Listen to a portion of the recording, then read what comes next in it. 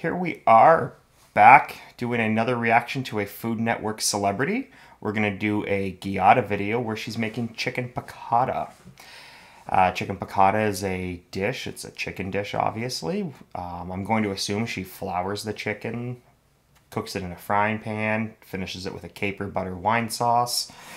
That's what I'm going to assume happens. We'll see. Sometimes these Food Network shows take a hard left. Sometimes they stay true to the dish. Chicken piccata, it's simple, light, and delicious. Let me show you how to butterfly chicken breast. This is what it looks like when you buy a whole chicken breast. And what I want to do is just slice right through the middle of it here. And again, put your palm down in the middle of the breast, start slicing.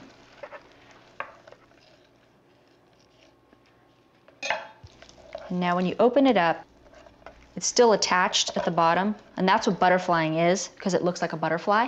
But for this dish, I'm actually going to separate them. Let's try it again with my other one. And we've got two separate pieces, and they're much thinner. I'm going to wash my hands before I touch the salt and pepper. See, now that's a very good tip. She touched raw chicken. Now she's washing her hands. You don't want to spread salmonella around your house. Foodborne illnesses suck. Salmonella is one of those things that will send you to the toilet all night long. Let's not forget it's also important to sanitize the knife. Remember, she cut the chicken with her right hand, but then she separated them with both.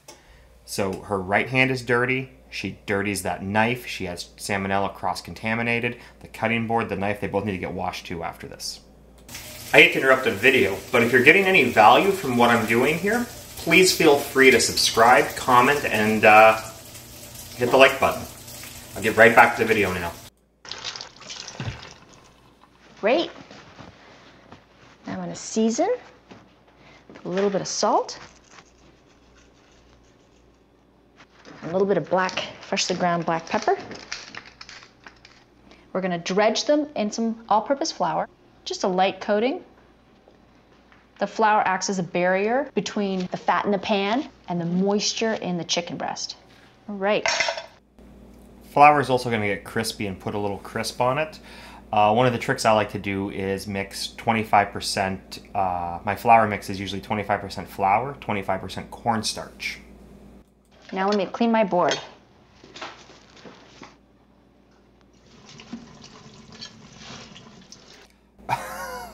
Like I just said a few minutes ago, clean your cutting board, clean your knife too, because they're points of cross-contamination.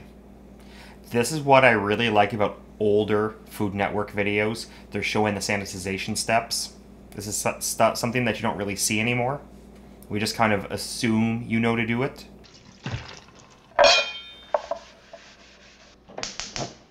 We'll start out with a medium-high heat, and I'm going to add extra virgin olive oil. Oil can be heated to a higher temperature than fats like butter, so I'm going to add some oil.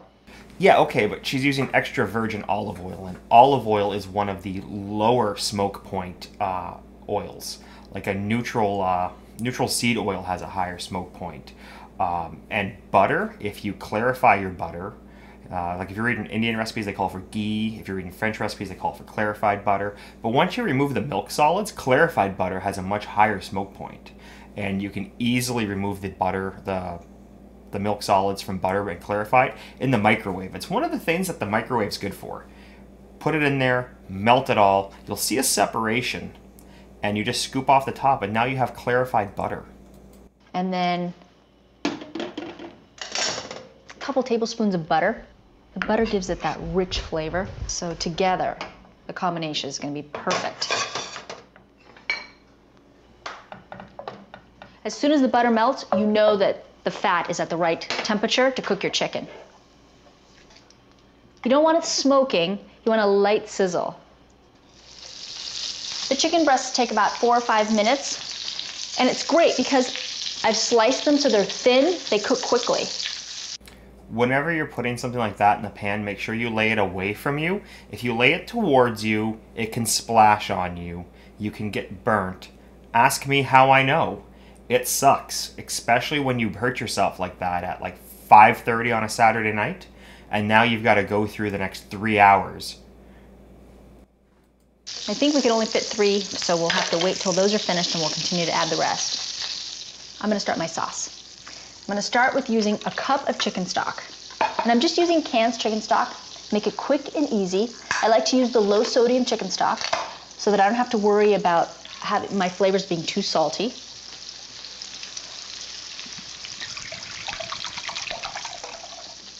And what I like to do with my chicken stock is I like to put it in a little plastic bag. Seal it and throw it in the freezer. And the next time I need a cup of chicken stock, I've got it ready to go. So here we go. You might want to label it though too, just in case you forget what it is. I'll throw that in the freezer, and I need my lemon.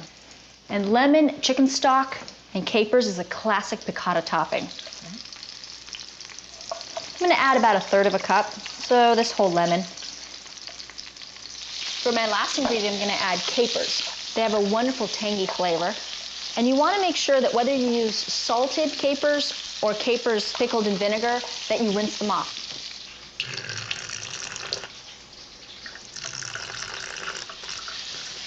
And just a handful.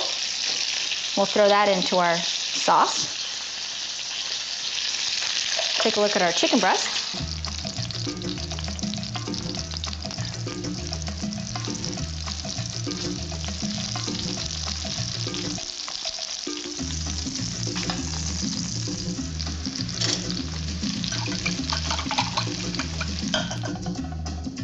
That was a cool looking whisk. I don't think I've ever seen one of those before. Kind of looked like a honey wand.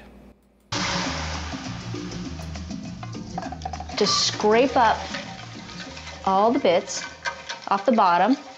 And this is known as deglazing a pan. If you've ever heard that term, this is what it is. And you can use any liquid to deglaze a pan. You can use water, you can use wine, you can use stock. And it just helps you scrape up all those little bits. So we're gonna add our chicken back in to our sauce. And the flour off the chicken will also help thicken the sauce. So that's another reason you want to add the chicken back in. So only difference I would have done so far is I would have did my deglaze with I would use like a 1/2 cup of white wine and deglaze the pan with that and then reduce that in half. And then I would have added the stock mixture that she had. Make sure that the chicken is fully coated with all that wonderful citrusy taste. Now they're heated through, the flour has started to thicken the sauce. Look at that nice golden color.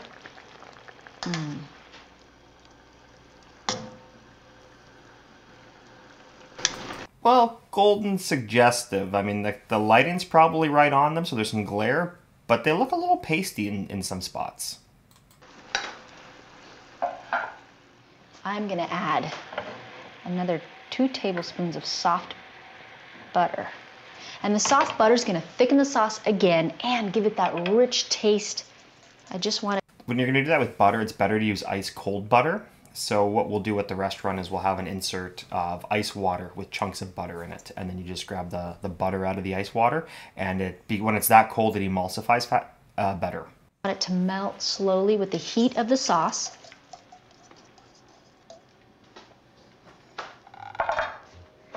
And now just pour the sauce right over the chicken. Well, that looks like enough. And I'm gonna add some fat leaf parsley as garnish. We're just gonna tear it right on top. And it adds that little bit of aroma, herbal, fresh flavor to our chicken.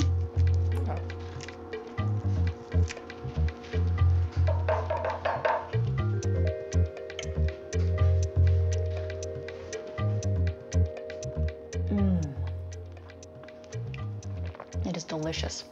The chicken is moist and tender on the outside. I can taste that lemon. Goes so well with the tanginess of the capers. I'm gonna go finish this off while it's still hot.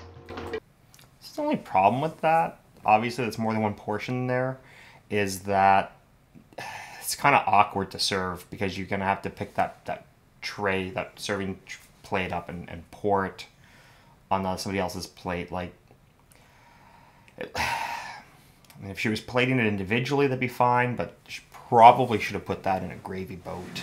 And that's just me nitpicking at it, just trying to find something wrong. Pretty good.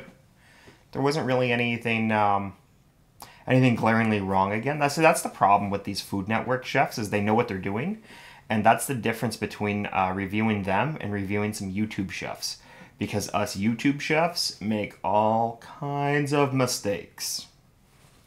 So, if you enjoyed that, come on back next week. We're going to be doing reaction videos on Sundays. We do our own cooking demos on Tuesdays. And in the meantime, and for the time being, I should say, we're also doing some whiskey tastings on Fridays.